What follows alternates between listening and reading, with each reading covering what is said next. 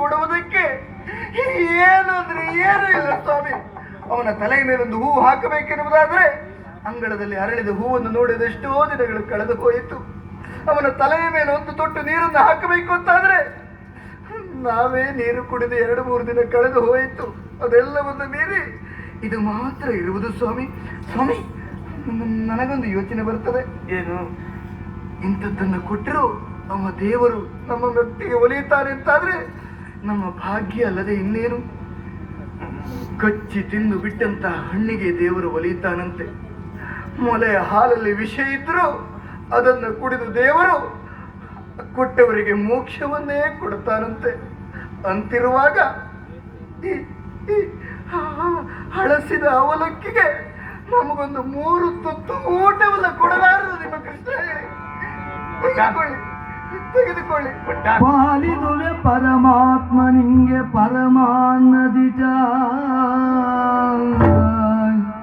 ಪಾಲಿದುವೆ ಪರಮಾತ್ಮನಿಗೆ ಪರಮಾನ್ನದಿಟ. ಮೂಲದಲ್ಲಿ ಶಬರಿಯಂಜನ ಮೆತ್ತ ಶ್ರೀರಾಮ, ಮೂಲದಲ್ಲಿ ಶಬರಿಯಂಜಲ ಮೆದ್ದ ಶ್ರೀರಾಮ, ಕೀಳಾಗಿ ಕಾಣನಿದ ಕೃಷ್ಣ, ಕೀಳಾಗಿ ಕಾಣನಿದ ಕೃಷ್ಣನೆನುದ ಸತಿಯಳು ನುಡಿದ. ಪಾಲಿದುವೆ ಪರಮಾತ್ಮನಿಗೆ ಪರಮಾನ್ನ,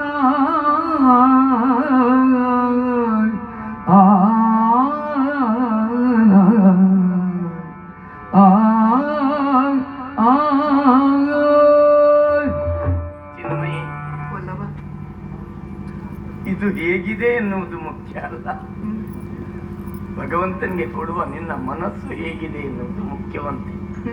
ಭಗವಂತ ಹೇಳ್ತಾನಂತೆ, ನಮ್ಮಲ್ಲಿ ಹಳಸಿದ ಅವಲಕ್ಕಿ ಇರುವುದಲ್ವೇನೆ.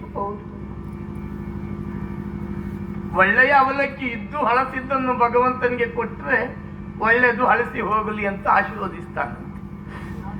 ಆ ಜ್ಞಾನ ಇಲ್ಲದೆ ಹೋದರೂ ಕೆಲವರೆಲ್ಲ ಹಾಗೆ ದೇವರಿಗೆ ಬ್ರಾಹ್ಮಣರಿಗೆ ಕೊಡುವುದೆಲ್ಲ ಹಾಳಾದದ್ದನ್ನೇ ಕೊಡ್ತಾರೆ, ಇದ್ದಿದ್ದೆಲ್ಲ ಹಾಳಾಗಿ ಹೋಗ್ತದೆ. ನಮ್ಮ ಮನೆಯಲ್ಲಿ ಅದಲ್ಲ. ಈ ಭಗವಂತನಿಗೆ ಕೊಡುವುದಕ್ಕಾಗಿ ನಮ್ಮ ಮನೆಯಲ್ಲಿ ಇರುವುದು 3 ತಿಂಗಳ ಹಿಂದೆ ಕೂಡಿದ್ದ ಬಳಸಿದ ಅವಲಕ್ಕಿ. ಹೌದು, ಪರಿಮಳ ಸೂಸಬೇಕಾದ ಅವಲಕ್ಕಿ ವಾಸನೆಯನ್ನೇ ಸೂಸುತ್ತಾ ಉಂಟು. ನೋಡೋಣ.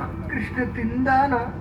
ಕೃಷ್ಣಾರ್ಪಣ ಮಸ್ತು ಎಂಬ ಭಾವದಲ್ಲಿ ಅವನಿಗೆ ಕೊಟ್ಟರೆ ಏನು ಕೊಟ್ಟರು ತಿಂತಾನಂತೆ. ಯಾಕೆ ಗೊತ್ತಾ?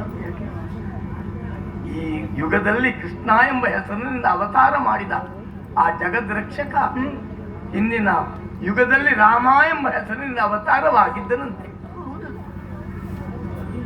ಅಡವಿಯ ಮಧ್ಯದಲ್ಲಿ ರಾಮ ದರ್ಶನಕ್ಕಾಗಿ ಕುಳಿತಿರುವ ಶಬರಿ ರಾಮನಿಗೆ ಯಾವಣ್ಣನ್ನು ಕೊಡುವುದು? ಅಯ್ಯೋ, ಇದು ಹುಳಿ ಅಂತ ಅವನ ಮನಸ್ಸಿಗೆಲ್ಲ ಅವರು ನೋವಾಗಿ ಬಿಟ್ರೆ, ಇದು ಹಳಸಿದ್ದು ಅಂತ ಎಲ್ಲಾದ್ರೂ ತಿನ್ನದೇ ಇದ್ರೆ ಎಂಬ ಭಾವದಲ್ಲಿ ಹಣ್ಣುಗಳನ್ನೆಲ್ಲ ಕೊಯ್ದು ಕಚ್ಚಿ ಇಟ್ಟಿದ್ದಳಂತೆ. ಇದು ಒಳ್ಳೆ ಹಣ್ಣು, ಇದು ಸಿಹಿಯಾದದ್ದು, ರಸವುಳ್ಳದ್ದು ಅಂತ. ಆ ರಾಮ ಶಬರಿಯ ಬಾಯ ಎಂಜಲ ಹಣ್ಣು ಅಂತ ನಿರಾಕರಿಸಲಿಲ್ಲವಂತೆ. ಅವಳ ಹಿಂದಿರುವ ಭಾವವನ್ನ ಗುರುತಿಸಿ ಶಬರಿಗೆ ಒಲಿದ ರಾಮ, ಒಲಿದು ಅವಳ ಆಸೆಯಂತೆ ಮೋಕ್ಷವನ್ನ ಇಟ್ಟಿದ್ದಾನಂತೆ. ಅಂದ್ರೆ ನಮ್ಮ ಆಸೆಯು ಈಡೇರುತ್ತದೆ ಎಂದು ನಿನ್ನ ಶುದ್ಧ ಮನಸ್ಸಿಗೋ ನನ್ನ ನಿತ್ಯ ನೆನಪಿಗೋ ಆ ಭಗವಂತ ಏನಾದರೂ ಕೊಟ್ಟಾನು ನೋಡೋಣ. ಸಂಕಟದಲ್ಲಿ ಬಿರು ನೋಡಿ ಆಡಿದ್ರೆ ಕ್ಷಮಿಸಿ ಬಿಡಿದಲ್ಲ. ಇಲ್ಲಪ್ಪ, ಸಹಜ ತಾನೆ. ಸತಿಪತಿಯರಲ್ಲಿ ಒಂದೊಂದು ಮಾತು ಬರ್ತದೆ, ಒಂದೊಂದು ಮಾತು ಹೋಗ್ತದೆ. ಅದಕ್ಕೆ ಅಲ್ವೇನೆ ಸತಿ ಪತಿ ಅಂತ ಹೇಳುವುದು. ಹೋಗಿ ಬರ್ತೇನೆ. ಮಕ್ಕಳಿಗೆ ನೀರನ್ನಾದರೂ ಕೊಡು. ಏನು ಕೃಷ್ಣ ಕೃಷ್ಣ ಕೃಷ್ಣ